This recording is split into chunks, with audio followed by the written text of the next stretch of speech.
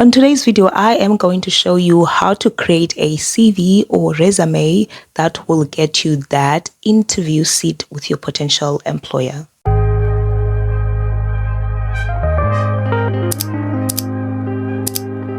Welcome back to the channel. I'm Dombi, and today I am going to show you how to make or how to create a CV or resume using Canva. So I use Canva when I create my own CV. But if you have Word, I'm also going to show you quickly how can you do it if you don't have Canva. But it is easy to have Canva. You can just download Canva. It is free. You can use the free version, and you can do this on your phone or in your laptop or your computer. So this format that I am going to show you today, my CV format, is the one that I use for myself, and it has helped me to actually get that seat with my potential employer, meaning that being invited for interviews. So it has worked for me, and I want to share it with you guys so that if you're struggling or you don't know where to start, if you want to create or make your own resume, and then you can use this format for yourself. So I will show you what to include and what not to include in your CV.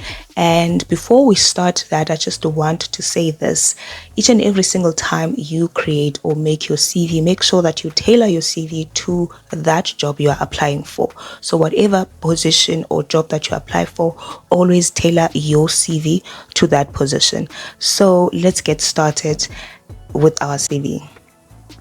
So I'm going to start to show you here if you are using Word. So you're going to go to your Microsoft Word, and then you are going to go straight where it says more templates. So where it says more templates, when you click over there, it's going to show you numerous templates, and then you can go and choose resume templates.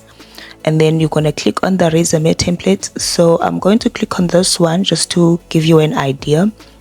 And once you click over there, it's going to say create, and then you can start editing that resume. So it's basically the template that you are going to use. You are just going to add your own things, but I just want it to open up quickly. You are going to add your own things. For example, it shows your name here. So you can just put your name over there. You're going to put your job title over there. You are just going to fill it out, but I am going to do this one on Canva. So you can do what I do on Canva here on Word if you do not have Canva. But if you do have Canva, just do it on Canva, because I always do mine on Canva. And what I like about Canva is that you can always edit using your phone. That means anywhere you are, you can just edit it, and it's going to do the same thing. So whatever that you edit on your phone is going to do the same thing on your laptop or your computer, basically. So now let's go to Canva, because I'm not going to use Word. So when you are here on Canva, you can start searching. So you can say resume, or you can just say CV, and then it's going to open up, and then you're going to open, and then it's going to show numerous templates. So as you can see here, there's different templates of CVs that you can choose from. Okay, but I'm going to show you the one that I normally use, which is the reason of this video. So I'm going to open over here. So what is nice is that you can customize your template as you wish, as you want, meaning that you can change the colors as well. You can do as much as you want. So I'm going to click when it says customize this template. So it's going to open up. Okay, so if you want to zoom it so that it can be bigger, you can just zoom it below here. Okay, so this is how I use this format. Basically, this is how I use it, as you can see over here. So the first thing that we start with, I would change this background because I don't like colors with my CV, first of all. And another thing is, maybe you're asking yourself why I do not put pictures. Don't put a picture on your CV, okay? That's the first thing I'm just going to say. Don't put a picture on your CV, and there's a reason for that.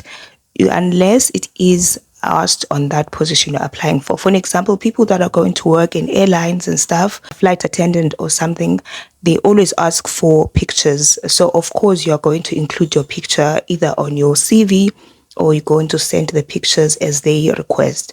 However, if it is not mentioned on that position, then do not include a picture at all. That's why I chose this template.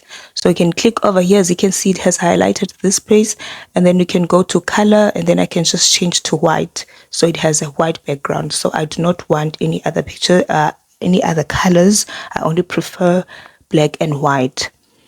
Right, so other people, they put their contacts here on top next to their names, but I do not do that unless it is requested on your position, because there was this once position that I was applying for, and they asked that my email should be next to my name. Always follow the instructions that they give you on that position. So we're going to start with your name. Of course, you're going to change your name. You're going to put your name over here. So you just highlight, guys, and then you go Ndombi. And then you put your surname, just like that. So you can also shrink it as you want. If you think this is bigger, you can just, make it smaller. I do not include this. I don't include the title. So I will just click on it and delete it and remove it. This I am going to make a little bit smaller because it's a little bit thicker than it is. So I will try to make it, or maybe make it gray. So I'm going to make it gray because it's too bold for me. And then I am going to come here. So the first thing that we're going to do is the summary. So basically in the summary, you speak about your profession. So who you are as professionally. So that's what we're looking for. When they say summary, or maybe it says summary, it always refers to what type of person you are, but in a professional manner. So you're not going to be talking about your hobbies, that I love to cook, I like to go out with my friends. This is where you're going to talk about like what kind of person you are when it comes to your profession. So what I normally do on here, I always say professional summary, or you can say profile.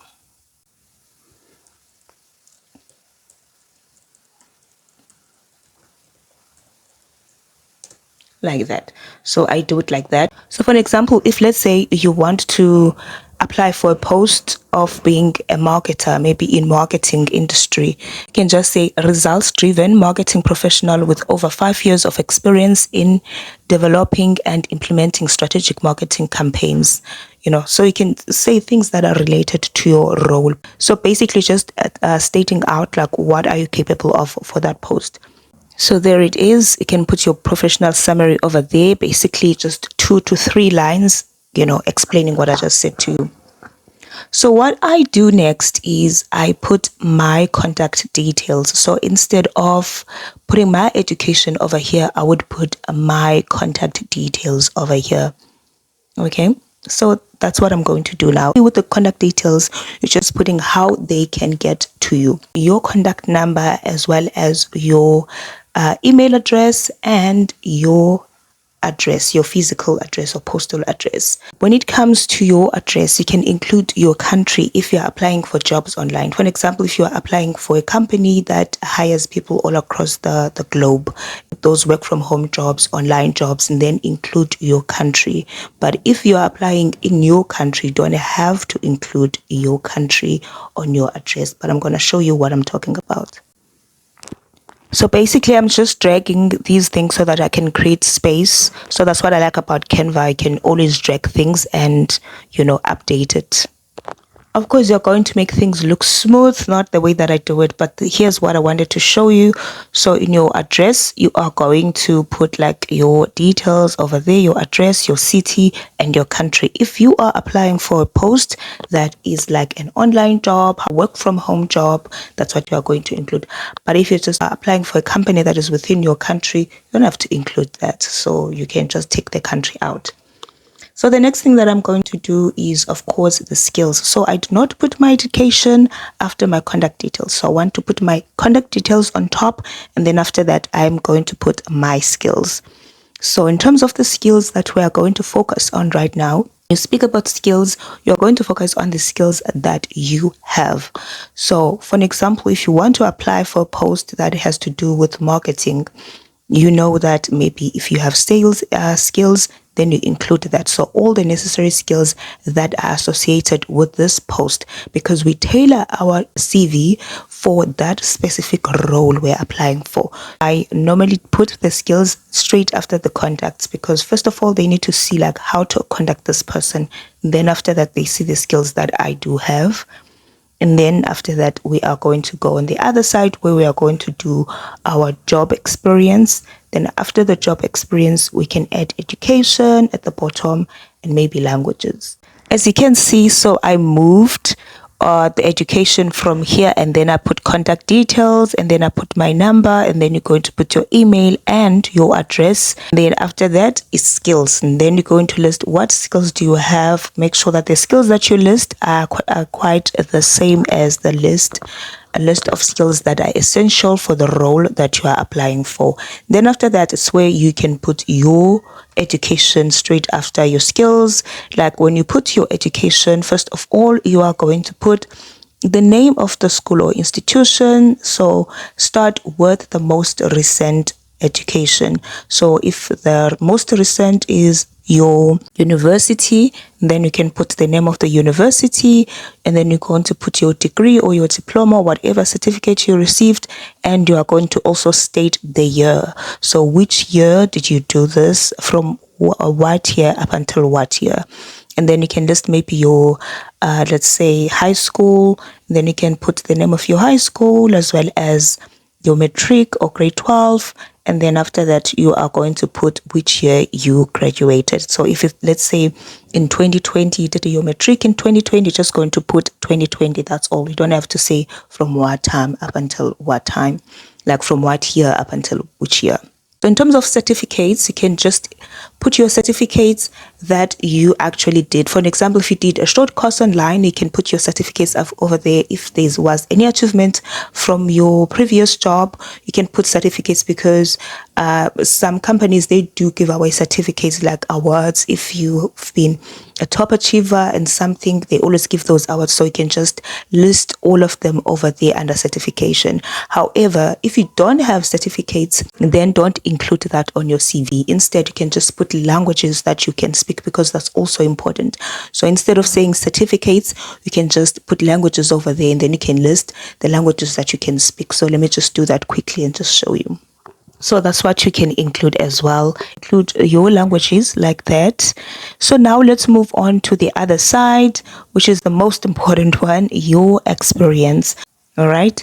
And then with your work experience, you are going to start with your recent work experience. So one of the things that I've learned is that when you write your work experience, always start with the recent work experience. So if you are currently working, that's what you are going to put on top, and then you are going to go backwards. You're listing like the duties that you normally do with your current job. Speak in a present tense, because that's something that you are still doing. It's one of the duties that you are still doing, right?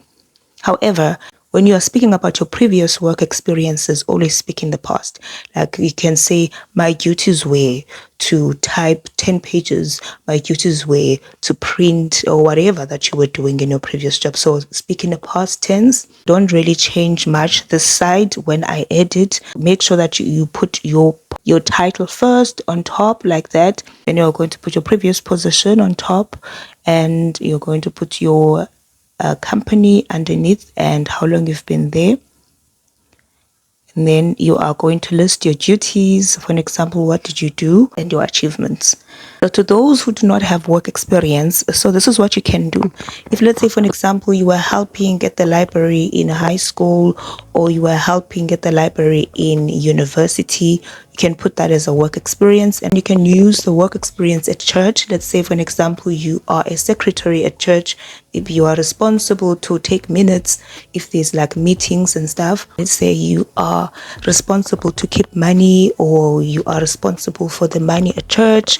It could be for a group, for an example, if there's like a youth group, and then you are responsible for that. So just mention any other job that you are doing. If you were a secretary at church or admin, you can just say admin, and then you can just put the name of the church over there and state how long you've been doing that, and then you can just list your duties, for an example, that you've done. So whatever that you've done, it is work experience. Now we're going to move on to the things that you never include on your CV or your resume. What you should never include on your CV. No pictures. Don't put your pictures over there. Don't put your profile picture and all of that. Don't put it there unless it has been asked that you put your picture on your resume or your CV. So most of the jobs that you apply for, they do have instructions. If they want pictures, they will state that we want you to put a picture. If they want a cover letter, they will say that put a cover letter.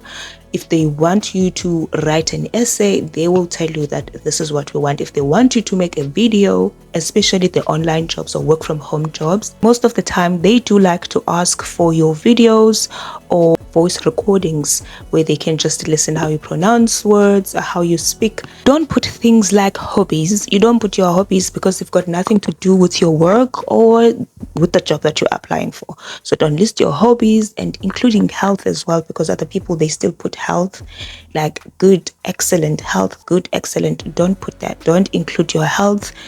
Never put your ID number. Don't put your date of birth. Remember, guys, when you are going to the next stage, and even sometimes before you go to the next stage, other companies, they actually give you a form that you fill in. So on that form, they ask things like your race, they ask things like your date of birth, they ask things like your gender. So you don't have to include all these other things on your CV, because you don't want the person that is going to be looking on your CV be bored with all this information.